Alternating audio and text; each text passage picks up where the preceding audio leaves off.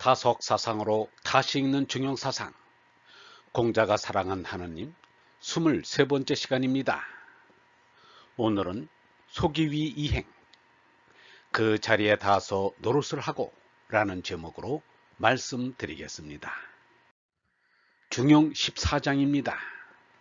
군자, 그이, 소기위 이행, 그 자리에 닿아서 노릇을 하고 불언 호기에 그 밖은 하려고도 아니하느니라. 군자의 자리는 이제 여기 하느님의 생명이 마음속에 샘솟는 자리입니다. 예형적인 시간 공간은 아무런 상관이 없습니다. 하느님의 얼을 받으면 거룩한 생각이 나옵니다. 이 자리가 하느님 아들의 자리입니다. 유영문은 이렇게 말하였습니다. 현재를 깊이 알아야 한다. 생각이 자꾸 나와야 한다. 영원히 영생이 있다는 것을 미신적으로 망상해서는 안 된다. 지금 나오는 생각이 자꾸 흘러서 진리 바다가 된다는 것을 알아야 한다. 이 생각 때문에 얼의 바다를 믿는 것이다. 내 속에서 말이 자꾸 나온다. 그것을 보아서 말씀인 얼의 세계가 있는 것을 믿는다. 사람들이 무에서 와서 무로 가는 것 같아서 허물을 느끼는데 무가 아니다. 전구가 꽂혀야 할 자리는 전기가 들어오는 소켓입니다. 전구가 소켓에 꽂힐 때 전등불이 켜집니다. 개치인 내가 닿아야 할 자리는 하느님의 성령에 이어지는 자리입니다. 그러면 정신의 빛을 놓아 삼천대천세기를 밝히게 됩니다. 정신의 광명이 사방에 비치는 것입니다. 그것을 본보기로 보여주니까 예수요 석가입니다. 마하트마 간디는 이렇게 말하였습니다. 사람은 하느님이 아니다. 사람을 하느님이라 부르지 말라. 그러나 사람은 하느님의 얼빛의 한 오리를 지니고 있다. 전구의 수명이 다하면 새 전구를 꽂아야 다시 불이 켜집니다. 한 개체의 생명이 다하면 다른 개체가 그 자리에 다시 불빛을 밝힙니다. 개체인 전구의 수명이 나의 생명인 게 아닙니다. 전구에 빛을 주는 하느님이 보내시는 성령인 전기가 나의 영원한 생명입니다. 유영문은 이렇게 말하였습니다. 개인으로 보면 호흡을 반복하고 민족으로 보면 생사를 반복한다. 호흡을 반복하는 것이 몸이 사는 길이요. 생사를 반복하는 것이 민족이 사는 길이다. 나뭇잎은 돋아났다가 지지만 나무는 그대로 있다. 여기에서 변하는 것 속에 변하지 않는 것을 본다. 몸과 마음의 나로는 변하면서 얼의 나로는 변하지 않는 것이 영생하는 것이다. 영원한 생명이 되면 몸이 죽어도 살아도 여기서도 저기서도 나도 너도 언제나 행복하다. 생명의 비결은 한계를 알아 그 가운데 드는 것이다. 영원한 현재가 되는 것이다. 그것이 얼라의 생명이 되어서 하나님과 하나 되는 것이다. 생로병사는 생멸의 회오리가 태풍이 되어 돌아가는데 그 속에 태풍의 눈과 같은 자리, 오도 않고 가도 않는 자리가 가온찢기로 영생의 자리입니다. 군자는 그 자리에 닿고자 하지 세상에서 말하는 부귀한 자리에는 마음이 없습니다. 세상 사람들이 부귀 자리를 향하여 꿀단지에 개미 모여들듯이 모여드는 것을 민망하게 생각합니다. 삶의 시련이란 소유가 아닙니다.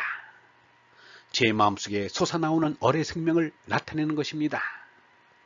석가보다가 카피라성에 돌아와서도 걸식을 하자 부왕 슈토다나는 샤카족에는 거지라고는 없었는데 네가 왜 샤카족을 욕되게 하느냐라며 그를 나무랐습니다. 그러자 석가부다는 자신은 샤카족이 아니고 붓다계통이라고 하였습니다. 얼나이 사람이지 몸나이 사람이 아니란 말입니다.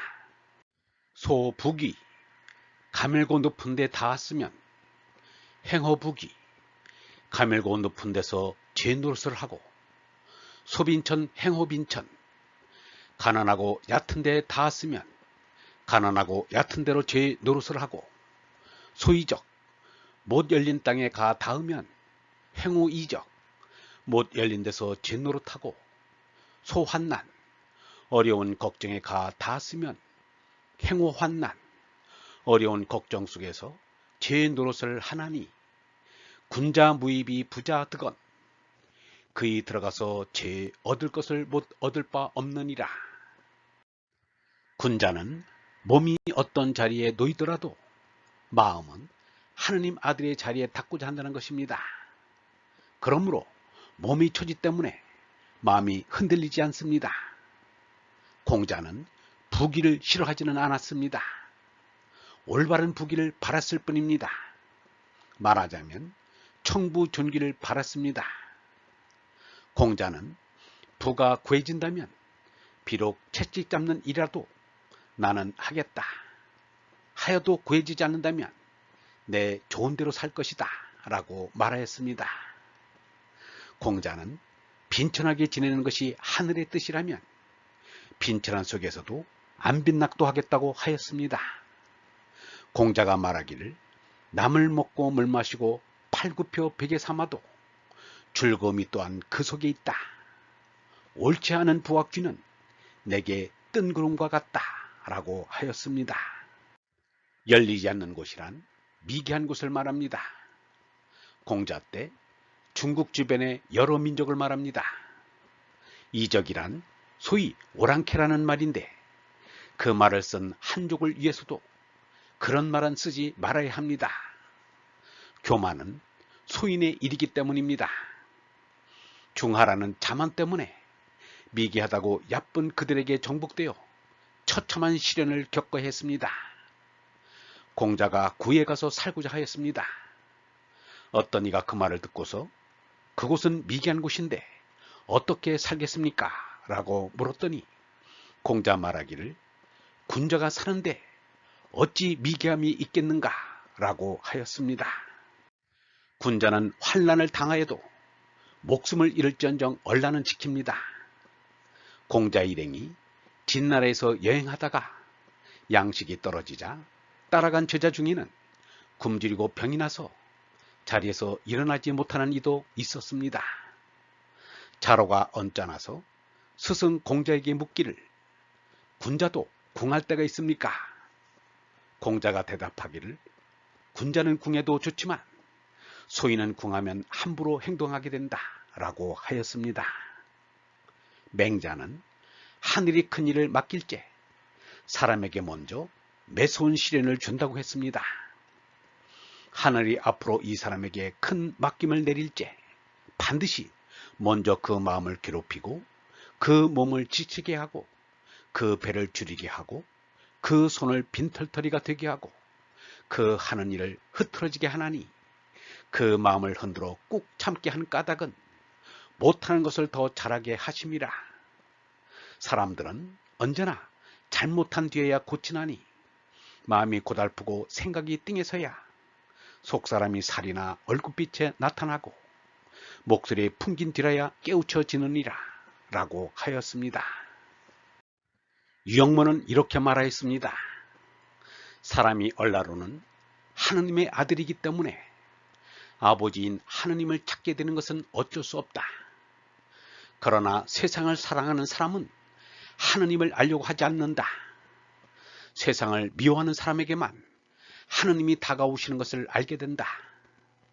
하느님께서 우리에게 하느님을 알고 싶은 생각을 일으켜준다. 이 세상이 괴롭고 어떻게 할 줄 모르는 이가 하느님을 알려고 할 때 하느님께서 다가오신다. 군자는 어떤 처지에 놓여도 하느님과 성령의 대화가 끊어진 일이 없습니다. 어떤 부귀도 그를 부패하고 타락하게 못하고 어떤 고난도 그를 절망하고 좌절케 못합니다. 더욱 정진해 입정하게 할 뿐입니다. 그러므로 그는 언제나 마음속에 들어가 성령의 말씀을 얻어듣고 수초 위주, 입초 위전합니다. 남녀의 사랑도 내가 사랑을 해야지 남의 사랑 이야기만 듣고 사랑을 알 수 없습니다.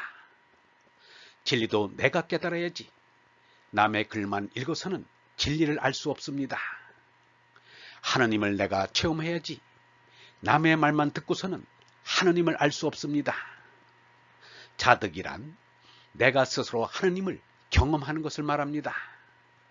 스스로 하느님이 참나임을 깨닫는 것입니다. 소설을 쓰듯이 상상이나 짐작을 하는 것이 아닙니다. 죄나로 죽고 얼나로 손나는 것입니다. 간디는 말하였습니다. 죄나가 죽을 때 얼나를 깨닫는다. 사람에게 얼나를 스스로 깨닫는 것보다 더 큰 기쁨은 그 어느 곳에도 없을 것입니다. 얼번 여러분, 어디를 가든지 하느님을 잊지 않고 어느 곳에 서든지 참만을 생각해야 합니다. 지금의 나로 만족하지 마시고 석가와 예수처럼 더 큰 얼라로 온전해지시기를 빕니다. 영성신학원 다석아카데미의 하늘소리였습니다.